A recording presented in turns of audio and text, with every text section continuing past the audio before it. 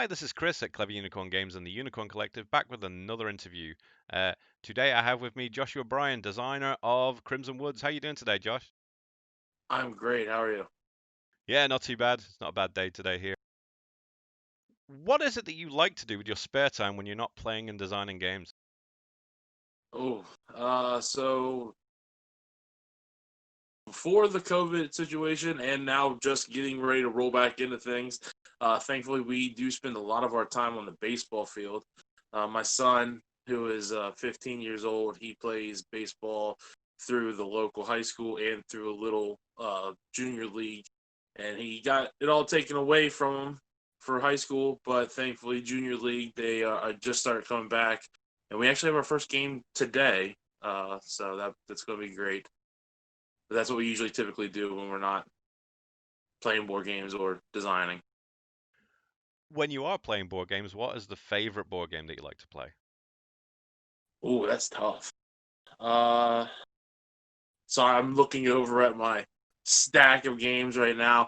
I mean, I love the game that I think I would tell you the game I love to play that I don't get to play is Terraforming Mars without a shadow of a doubt.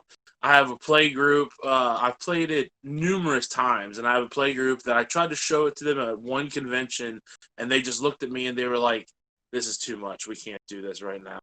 And I keep every time we get together, I'm like, dude, we gotta play this, we gotta play this, we gotta play this. And they're just like, no, it's just too much, not right now. So I mean, that's definitely my favorite game to play that I don't get to play.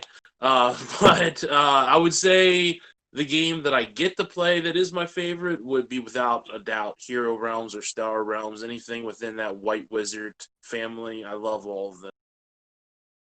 Yeah, I remember, yeah, when it first came out, Star Realms. I think was it a digital app first? I think it was. And I got the digital app and thought, yeah, this is probably the best deck builder at that time that I'd played. Yeah, it was definitely something new. It Yeah, was so simple, yet it had so much complexity to it. It was such a breath of fresh air. I mean, I liked Dominion, but Dominion, it's not that easy to access, especially when you're picking different things every time to stick in and buy, the different cards. Whereas Star Realms was like out of the box. It was just straight out on the table, play it straight away, no setup time at all. yeah, and I mean the whole like Dominion and Ascension, where it's still you versus everybody else to get the highest score. But then you're fighting a common foe, and then Star Realms and Hero Realms when you're just straight at it, going at each other. I mean that's probably what made it the best for me. What kind of games, or is there a particular game or type of game that inspired you to make a game yourself?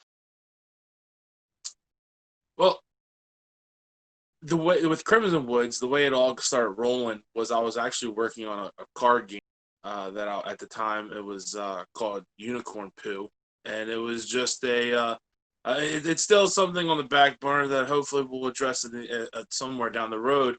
But it was just a little fun game that I was working on trying to play with my kids. I mean, my kids are all teenagers now, and at the time they were a lot younger, and it's a set collecting game, and it was just we were having fun, and literally one night I just laid down, and I love horror. I've always loved horror, and I just all of a sudden this game came into my head. So I couldn't really say there was like one particular game that started getting me to lean towards making, say, Crimson Woods, uh, except for somehow uncoincidentally unicorn poop led to it. I don't know. That's a great answer. What made you want to make a game? Unicorn poo. You just go Yeah, with that. Don't even give an explanation. yeah, Anybody asks in future, just go unicorn poo. Yeah, matter of fact. yeah. Yeah. Okay, so you're coming up to the point now where you're going to be launching on Kickstarter. Up until this point, what is the biggest barrier or hurdle you've hit where you've thought, oh, I don't know how I'm going to get past that? And then how did you overcome it? I would say myself, really. I mean, but I mean that's a cop out, I guess, really. But no, I would monetary wise maybe was like the biggest hurdle. It's just you know, 5 years removed, Kickstarter was something where you would say, "Hey, I have an idea. I would love to make this. This is the gist of the idea. uh, would you guys please give me some money to make it? And then people did. Now it's like you have to have a complete product. You have to have it finished. You have to be like, hey, I got 20,000 units sitting in my warehouse back here. As soon as you guys give me the money, I'll send it all out to you. So it's rough. Like, and I mean, that's it's coming from someone who doesn't really have all of that money to put into it right away. So there has been, like, I mean, I was shooting for March 13th because it would have fit well with the whole Friday the 13th theme in a sense. But then obviously the world flipped itself upside down. And then I just wasn't ready art wise. So I had to push it back a little bit. Now we're at the point where we're ready art wise, I guess you could say, and looking towards getting to that goal of getting it on there and hopefully getting this thing funded. Yeah, you're right. That there's definitely a huge change in Kickstarter now to what it was 5 years ago. I mean, the bar has been raised to the point now where I've said this in a couple of conversations with people. I think I've got it on the Discord server here as well. It costs between 4 and 7 thousand for an indie developer to get a game to Kickstarter now. Just with the art and design cost the main thing, but then you've got your pre-advertising, your marketing, your reviews, and your review copies and stuff. So yeah, it's not cheap for people to get on there. The way it was before, where you could just draw it out on a napkin and say, "Here's a here's a picture of what I want to do. Can I have some money?" Like you said. Right? Have you ever played a game that you really didn't like, and you don't have to name it? And then what was it? What was it? The mechanic of the theme? What was it that turned you off that game? Oh, uh, so I mean, one of the reasons I have as many games as I really do is I do work for a bunch of companies doing demos for them at local stores and conventions and whatnot. And I would say that there have been quite a few, not duds, but ones that, in my opinion, I wouldn't be going back to. There was one in particular that it was kind of like, it wasn't necessarily the mechanic, it wasn't necessarily the theme, it was just they didn't combine the two correctly, I guess, and so the actual final outcome just wasn't good. uh I mean, it's, I'm, like I said, I'm not, like you said, I'm not going to name it. I don't want to sit there getting bad blood in the industry. So but I mean, it wasn't one of those things where I will say that after it came out, like 2 months after it came out, it was only $5 at their booth at a local, at one of the conventions. So I wasn't the only one. Why is it that you make games? What is it that drives you to make these games? Uh, I would pretty much say that it's mainly games that I see that aren't necessarily there. They might be almost there, but are games that I do want to play. So, like for example, with Crimson Woods, I mean, it's already been compared to last Friday, which is a hidden movement game, and then Camp Grizzly, um, which it has a lot more similarity than Camp Grizzly than anything else. But then it, it's a lot different. I mean, my game is a 36 tile modular game where you're always shuffling the tiles up, so you're going to be playing in a different camp every time you play, and so it's one of those things where I see a game, I like the game, I love playing the game, and then for like down the road, I might think, hey, there's something else that I think we could do differently with this. Let's try this out, see how it works, and then most of the times it does. And then other times, just stuff pops out of my head out of nowhere and be like, "Whoa, this would be a really interesting game." And I think I was riding around the forklift like we were talking about earlier. That's what I do for a living, and all of a sudden, an ad came on the radio about something about a house party, and that's a card game I've been working on. It's a play off of 21, where you're trying to throw the best house party without busting because the cops came and busted your party.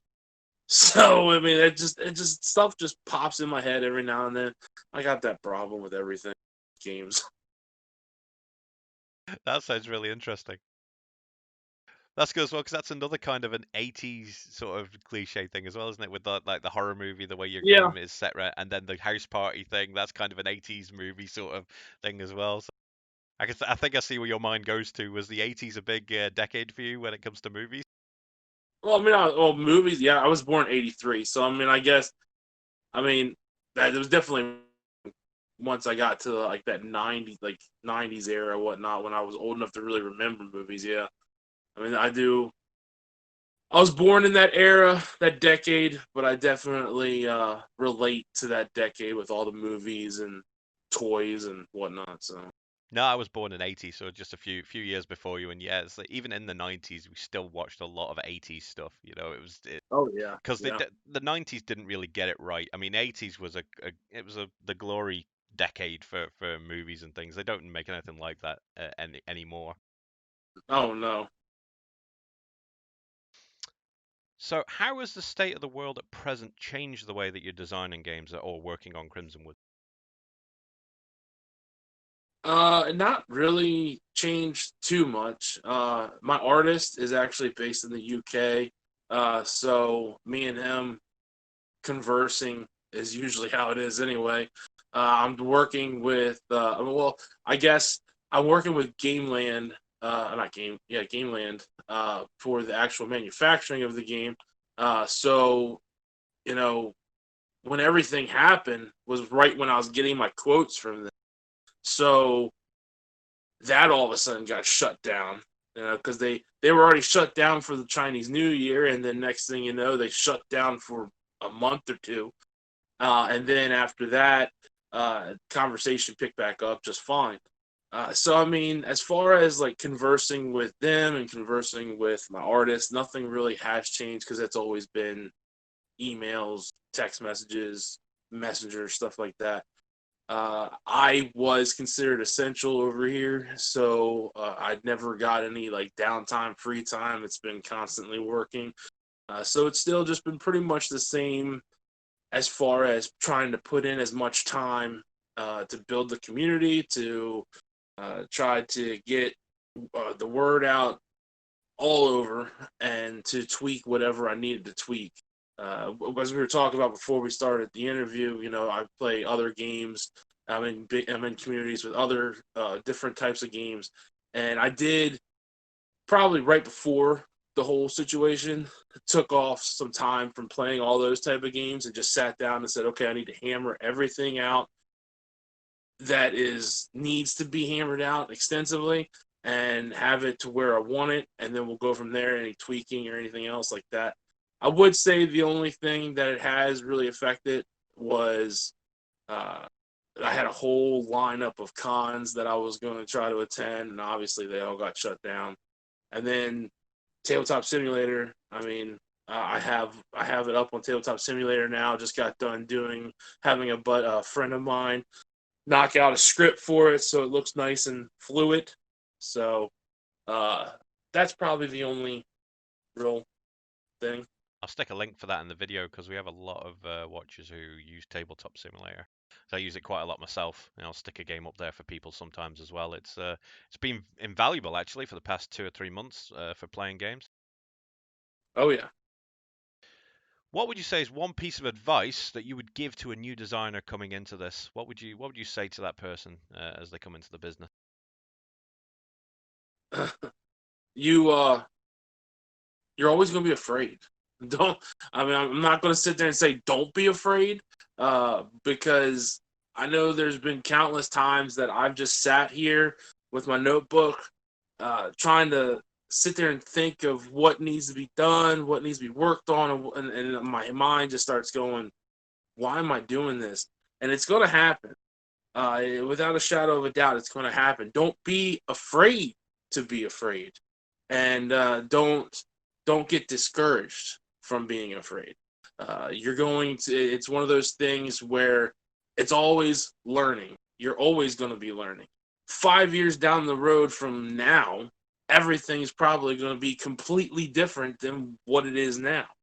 I mean, Kickstarter might be something where you have to already have the game in front of them, and then they're already like, okay, now we'll give you money. So I mean, it's always going to be changing. So just don't be afraid of being afraid, I guess is the best thing I could say. That's excellent. That is a good, and again, that's something that nobody's said up until now, but it is very, very important. Yeah, because a lot of people, I'm sure they go, yeah, they have this idea in their head, and it might be the best idea in the world, but then they look at the market, they look how difficult it might be, and they think, I'm afraid to fail here, and then just never go through with it. So yeah, you've just got to get past that fear thing. Yeah. But yeah, brilliant. I mean, excellent interview. Thank you very much, Josh, for coming and speaking to me today. No, thank you. Thank you so much for having me.